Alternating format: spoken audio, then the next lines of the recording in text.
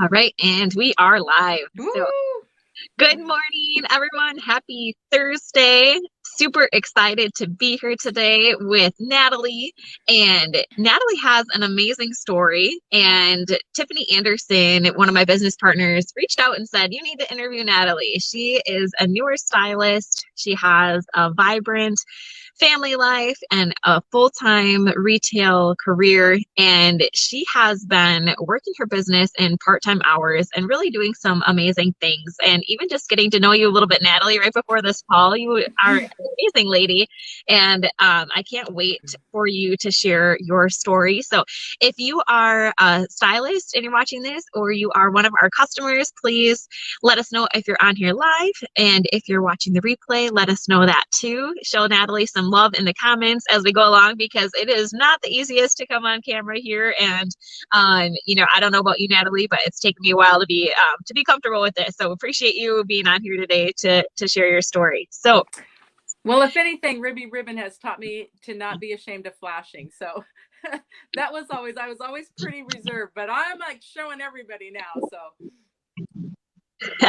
yes, you definitely, as we're sharing the cameras, you get used to it, right? So wonderful. Well, thank you, Natalie. And so before we get started, I wanted to talk about your recent win that you shared with me. But before we do that, I would love for you to share a little bit with us about your background and the story you just shared with me about, growing up, your first experience in selling, and your full-time retail job now, to Ruby Ribbon. So if you just wanted to go, I'm going to mute myself. sure. I started thinking about this the other night. Tiffany and I were having a little conversation through instant messaging, and I was talking about direct sales and how I'd never really seen myself in direct sales. I mean, I buy a lot from people in direct sales. I have a lot of groups that I follow and a lot of products that I love. But then I started thinking about it, and I actually thought about growing up and the work ethic that my dad instilled in us. He had 5 children. His marriage broke up when we were very, very young, and he actually got custody of all 5 of us. So that was a long time ago. That was in the 60s. And, men usually didn't have the custody. So he taught us to work from a really early age. And my dad was a newspaper editor. And that was a long time ago, you guys. There were no newspaper boxes. You couldn't put a quarter or something in a box and get a newspaper in. And you couldn't stream it online. You had to get it from somebody. And at that time, the only paper people, the paper kids, the paper boys and paper girls were little kids. And so I was probably 7 or 8. My dad would give all 5 of us kids on Saturday morning. The newspaper came out once a week.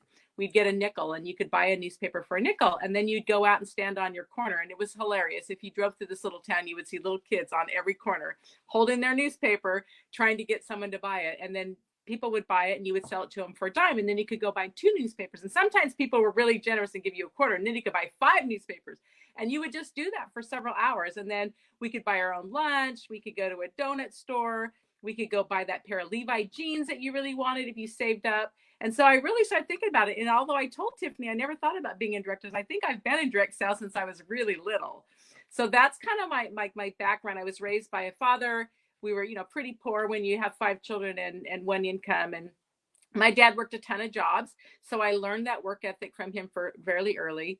And then when I was probably around 12, 13, I wanted to get my ears pierced like everybody was. And my dad's like, you got to pay for it yourself. So I scouted all the local businesses, and I found out a local department store called Bistron's in this little town that I lived in was having a sidewalk sale. And they said, well, we want somebody to give out balloons to kids. And so I ended up dressing up like a clown. I was probably 12 or 13. I worked the whole weekend, handed out balloons to kids as the parents were shopping. And I earned enough money to get my ears pierced. And so that was kind of my first retail job. And I've pretty much been in retail or food related retail my entire life. I've been general store managers of multiple stores. Currently, I am upper management in one of the largest furniture retail stores in the world. And I've been there for 14 years, but I've been in retail or retail sales probably for 40 some years now, because I'm almost 60, ladies. I'm not spring chicken anymore. I love that. And so many good things that you share there. It spawns ideas for me for my own children who want to do something, that my oldest is 6, but they talk about, what can we do to earn money? And we want to do a business like mom. And, it's just part of that is amazing. We pass that down to our kids and our grandkids. And you mentioned that you have grandkids and a Mm-hmm. vibrant, full family life and working full time. So I'd love to get into that a little bit too, how you work your Ruby Ribbon business in very part-time hours alongside your Mm-hmm. full-time and your part-time or your full-time family life as well. Sure.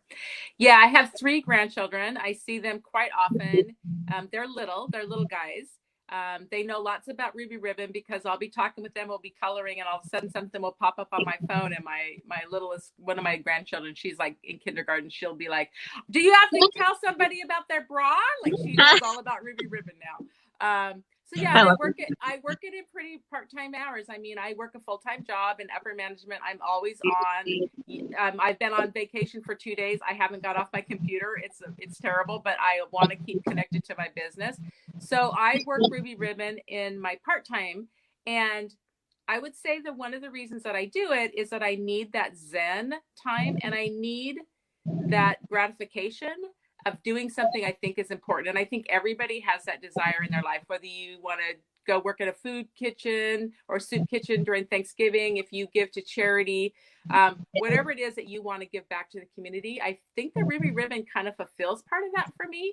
And so that's why I'm able to do it. And when I say I do it part time, I find the time, you guys. This will make you laugh, and I'm sorry, but you're all friends. So I'm going to welcome you into my secret. When I go to the bathroom at my job, I stay in that stall a little bit when I'm done with my phone, and I just check really quick to make sure that I don't have any updates that I need to make a note of, or any fit forms that have come in that I need to get to after work, so I know what's going on.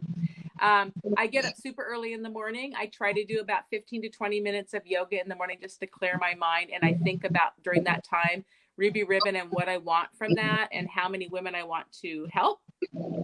And then I make sure that I carve out time. It's in my calendar. I have a planner for work because I have a million meetings. And in there is my time that I set aside for Ruby Ribbon. And there's usually about an hour in the morning and about 2 hours or so in the evening. I used to watch a lot of movies and TV, and now I watch a few clips on YouTube, and I've cut that down. So now I can give more time to Ruby Ribbon. So yeah, I'm a little bit obsessed with it right now. So maybe the bloom will come off of it after a while. But right now, it's all encompassing on my free time. I love that. And it really is, that giving back of community, that sense of belonging, being with other sisters who have similar motivations and similar goals to help other women look and feel their best. I think that's so beautifully said. And okay, so before you were a stylist, you were working retail, you still are, and it sounds like one of my questions is what changed for you, and is that that you now feel a part of belonging, feel a part of a community, or has there been any other things that you've noticed about yourself? And it can't even just be physically, like do you feel more comfortable in your Mm-hmm. camis or Well, so I have multiple sclerosis, and I was diagnosed in 2002. And I was working in retail at the time, and it was right during the middle of the Olympics in Salt Lake City, and I lived in Salt Lake City. And so it was a crazy time to then all get. I was super busy with retail, and the whole world had come to our city.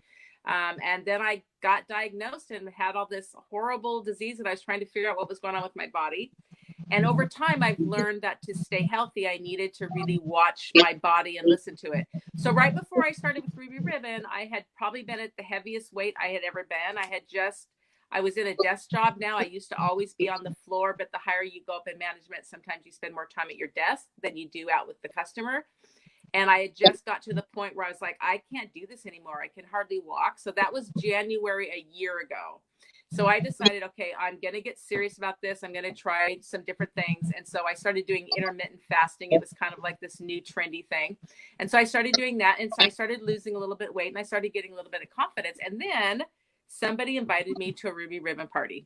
Right. So I'm just like most people. I got invited to a party, and I was like, Well, I don't really hate my bra, and everybody kept talking about that. I was like, it's okay. I mean, I don't love it. I come home from work and rip that sucker off and throw it, but it worked during the day, and I'd spent a lot of money on bras, so I had quite a few, and I was like, okay, I could deal with this. And then so I went to this party, and I looked at the prices, and I was like, I don't know, but she's a good friend. I'm gonna buy something. So I filled out the fit form and I bought my first bra, and my stylist was amazing. Shout out to Jamie, because she put me in the exact thing I needed. And what I didn't realize, I mean, I got it and it was super comfortable, and I was like, oh my God, how have I never heard of this? But what I didn't know is it was going to give me confidence in my weight loss that was going to help my health for my multiple sclerosis. Because the first time I put it on, I went to put my jeans on, and I was like, what? I can zip them up. I'm not laying down on the bed. And I was like so shocked. And so I was partnering with my eating, and I was walking a lot more. And then I had my Ruby Ribbon on, and I was like, this is amazing. I didn't feel like I was constricted at all, which is what I thought I might with shapewear. So that gave me confidence. And so then my diet just took off, because I looked in the mirror and I liked what I saw for the first time in a long time. So my first introduction to Ruby Ribbon was to help a friend. What kept me in Ruby Ribbon was because I liked what I was seeing. And now I started sharing that with people. And I had people who had back problems, and friends of mine that for a long time were like, yeah, I hate my bra. And then I started seeing the impact on others. And I was like, holy moly. So then I started talking about everybody, and I was laughing because before I was a stylist, you guys, I was telling my dentist about it. I went to get my breasts. I had to go get my mammogram. I was telling everybody in the office about it. I went to get my eyeglasses, and I'm like, have you seen? And I'm showing them my bra, and I realized, oh my gosh, I've become infected with this. And so then after that, Jamie asked me if I wanted to be a stylist, and I was like, nah, I'm just not really into direct sales. I got a busy life. And then the more people that I started to talk to about it, I was like, So then I went to a few Cami calls, and yeah, it's changed my life. I'm so comfortable now. I forget that I have it on, and I very often have climbed into bed to watch YouTube or work on my business, gotten tired, thought I'm going to go to sleep, and then I'm like, wait a second, I haven't taken off my Cami. So that part has definitely changed my life. And I do like how I look in even on videos now. Like, I used to hate my photographs. There's some people who are really photogenic, and I don't care. They will look, I mean, they could be in anything and they look like a model no matter what. I am not one of those people. I have to take several hundred pictures to find one that's okay. But Ruby Ribbon gave me confidence. And I think the confidence in myself and how I looked has now spurred the confidence in myself to believe that I can do something to help other women. And I think before, everybody's got that little bit of imposter syndrome where you feel like they're going to figure out that you're not really who you think you are. And I think Ruby Ribbon helped me with that. It's helped me with confidence. So yeah, look better, feel better. I have more confidence in myself, and I'm not afraid anymore to tell people about this. I'm not afraid to ask for a sale, because I know this is going to change their life.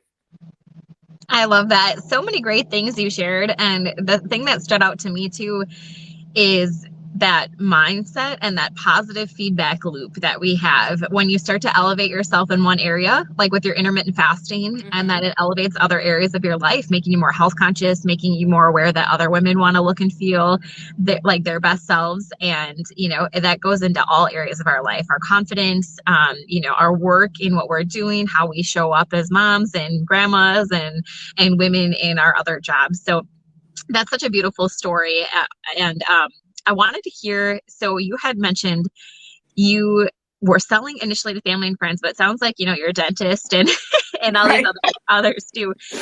But you mentioned that you had your first experience this month with a cold market or a stranger that you didn't know who did a referral post for you, and how that was kind of a game changer for your business. And I wanted you to touch on that a little bit, because I think sometimes we are afraid, like we think maybe we've had direct selling experience before and maybe we haven't had success with it, or we think, well, I don't want to have to sell to my family and friends. And really, we don't have to, right? We can tell our dentist. We can have, a stranger do a referral post. So I love to hear a little bit about that experience. How did you meet a stranger to do a referral post, and how did that help you expand your business? Yeah, so I mean, I definitely started with friends and family for sure, and I work a lot with I work a lot with a lot of Ruby Ribbon groups, you guys. I have so many that I have to reach out to Tiffany every once in a while. I'm like, what? I don't know which group that was in. I know there was something I'm supposed to do. Which group is it? I'm so overwhelmed with that. I need a spreadsheet. But Tiffany tried it, like gives us challenges, and some of them are scary, and but one of them was to reach out to our hot list and really talk to them and get those friends and your neighbors and your aunts and your those people to like take a chance and buy one. Well, I was like, I started looking at my hot list. I'm like, I already hit all these people up. I haven't gotten a hot list. So I said, well, I'm going to go to my warm list. And warm list is people that I've either known or they're friends on Facebook, but maybe I haven't seen them for 25 years, right? But we post every once in a while. So I reached out to that list, and then from there, I had a group party, and some women came to that party that were kind of acquaintances.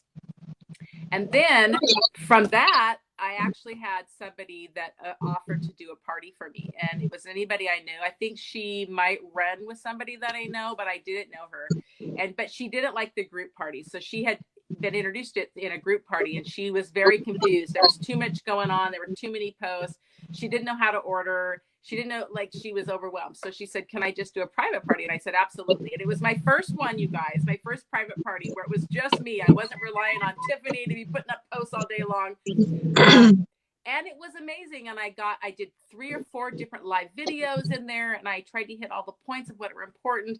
And I tried to show them things that I had experienced that I didn't know when I started.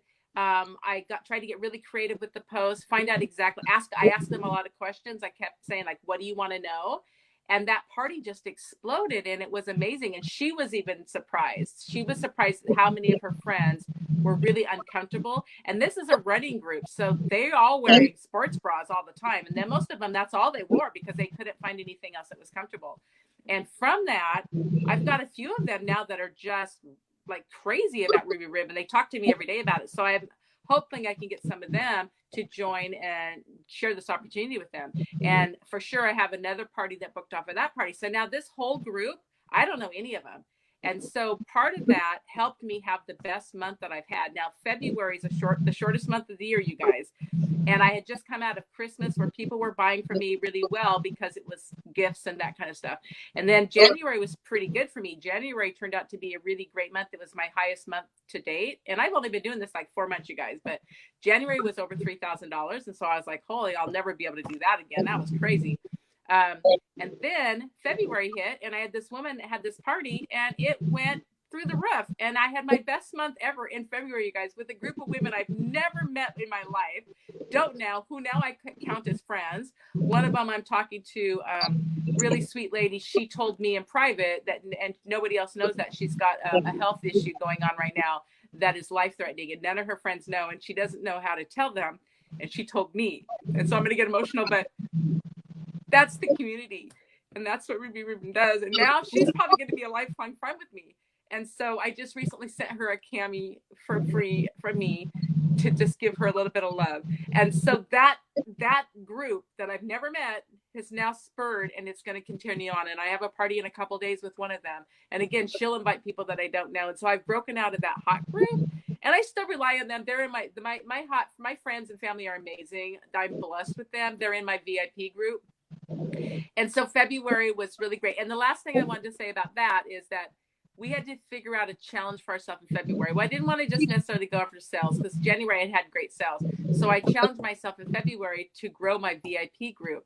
I only had about 30 coming out of my launch in my VIP group, and then I got it to 41, 42, but I got stuck there and I couldn't get anybody else to join. So my challenge to myself in February was to grow that VIP group because I need those repeat customers. And I need those people who understand it and ask me and give me honest feedback so I could figure out exchanges and that kind of thing. And in February, partly because of that party, I'm now up to 93. And I think I got another ad today, so 94. So I doubled it in just 1 month, you guys.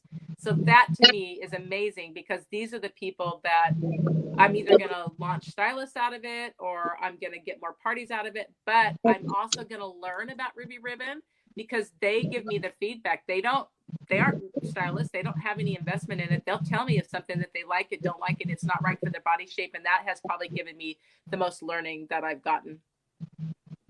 I love that. So many good things shared, Natalie. I appreciate you sharing that and sharing your heart, even though it was emotional. And I think Yeah. so many of us, can relate. It's like the women that we meet through this business, it's remarkable. We hear about so many of their challenges and some of their, deepest concerns that they have that they're opening to us due to the intimacy of, our products and what we share. And I think that that is why we do so well, with these products is because it not only gives women an opportunity to feel comfortable and confident, it helps them to further express themselves, those things that, well, if I can talk about how, I feel uncomfortable in my bra, like that just opens the door, Mm-hmm. for other conversations of intimate nature. And one last thing about your reaching into other people's networks. I think that, some of us, when we get started, we might not have a hot network. So I think that's such a blessing that you Mm-hmm. have, good family and friends. But eventually, maybe it's right in the beginning for a lot of us, and maybe it's after a little bit of time. We do need to bridge into our cold network. And the way that you were able to do that through a party was really awesome and inspiring for so many of us. So I have one last question for you, and I know I didn't have this in the chat, but I was inspired to ask you. Um, if you were somebody who's a new stylist or somebody who is potentially thinking about getting started, maybe they've been watching for a little bit and just a little bit nervous to try, what advice would you give to her? I would say from me, one is I started doing live videos in my VIP group because most of the people in there were people that I really trusted and they're really close. A lot of them were close friends to start with. And so I wasn't afraid to make mistakes. And I think telling your story is what sells this product, because if you don't believe in it, then it's hard to sell it, and if you don't wear it, it's hard to sell it. And one of the things that attracted me to Ruby Ribbon is I didn't have to carry an inventory, so you can do it without owning anything. You don't have to wear it. But when you're honest and you tell people, oh, I love this, I didn't love that. I told them in one of my first videos that I wasn't crazy about the lace, and lace is one of our biggest sellers, but it's because I wasn't used to seeing my body in the way that lace made me look. And Jamie, smart lady, challenged me to take a picture of myself in my bra that I said, oh, I just like the way my bra fits better. She's like, hey, I want to do just a challenge. Take a picture of yourself in a bra in one of your favorite outfits. And then I want you to put on that lace cami that you say you don't like and take that same picture and take a look. And I did, and I was blown away, and I was like, oh my gosh. So I would say practice with your friends with live videos. It will get you used to having that, what they used to call in marketing, the elevator pitch, because you don't know how long you're going to have to tell people about this opportunity.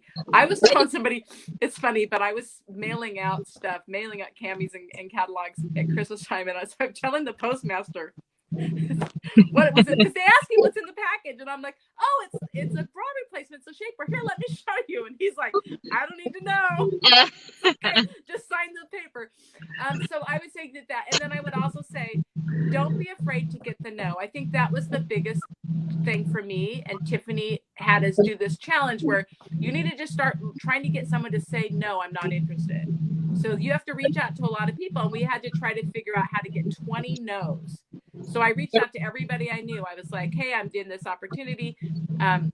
Would you be all interesting for just a short conversation? And I needed to get 20 no's. And the problem was people were like, oh, I haven't talked to you for a long time. Sure. And I was like, okay, that wasn't a no. And I started this list, and I think I'm still only up to 7 no's. Sorry, Tiffany. But that got me over the fear of asking, because she had a really good point. Well, couple points, and one of them I'm going to talk about later on a live video. But did you know that most women own 15 to 20 pairs of shoes, and they own less than 10 bras? And half of the bras they own, they don't even wear because they hate them so much, which means that most women have about 5 pairs of shoes. But you can talk to women about shoes all the time. You'll be like, I love those shoes. Where did you get them? Oh, I got them here. And then they have a pair of shoes they wear when it's summertime. They have their favorite pair of sandals. They've got their favorite pair of flip-flops. They've got their high heels that they wear with a certain pair of pants. And they will talk to you about shoes all the time. And we have no problem saying or talking to them and saying, hey, I got this great pair of shoes. Do you want to see it? But for some reason with the bra, we're like, hey, I got this great bra. You want to see it? So you have to get, I think, past that fear of just asking for the no. because I think getting the no's actually makes you better to know why your message not landing. And sometimes people just love their bras, and that's great. I usually say, that's great. I love it. I help you. They're really happy. I'm going to send you a quick picture of me in my bra and in my cami. And so you never know. Sometimes they'll come around.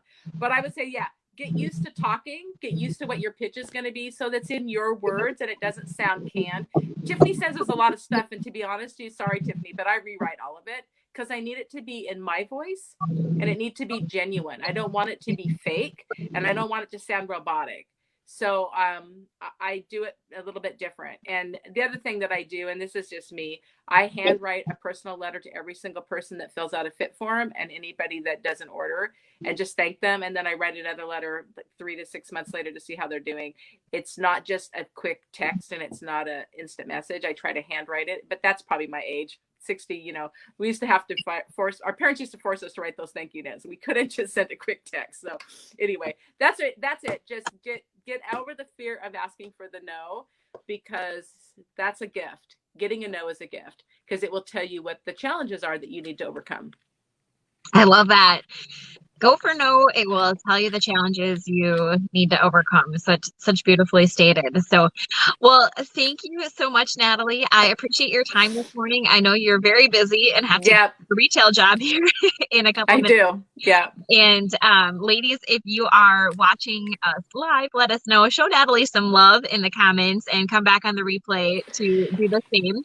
And And get a Athena. She's my favorite. Athena for the win. All right. And if you are a stylist watching this video and you are interested in sharing a recent win that you have, we would love to have you on here. So feel free to comment or reach out. And I hope you all have a beautiful Thursday. Go Athena, go Natalie. And thank you for your time. Have a great day, ladies. Thanks, everybody.